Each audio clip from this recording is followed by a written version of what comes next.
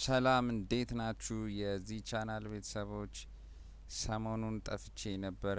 በአጋጣሚ በስራ ሁኔታ ትንሽ ቢዚ ሆኜ ነበር። አሁን ተመልሻለሁ። ለእናንተ ይጠቅማል አሪፍ ነው የምላቸውን ነገሮች የምታገኙበት ቻናል ነው።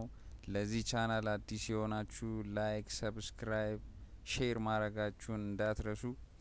ዛሬ ማሳያችሁ እንዴት በአይፎን ስልካችሁ እንዴት ሆስፖት ማብራት እንደምትችሉ እሱን አሳያችኋለሁ። እጅግ በጣም ቀላል ነው።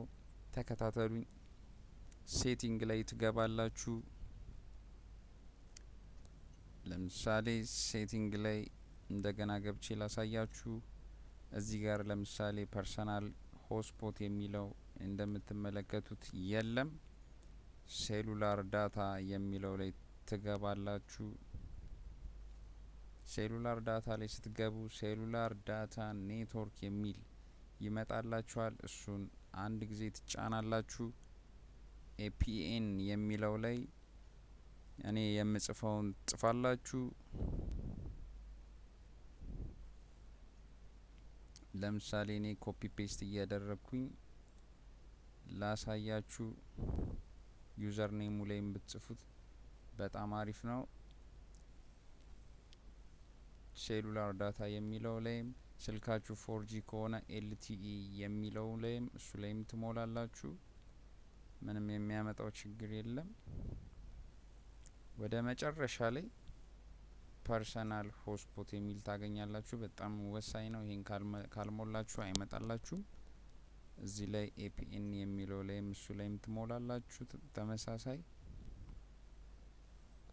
አሁን ጨርሰናል። አሁን ወደ ኋላ ልመለስ።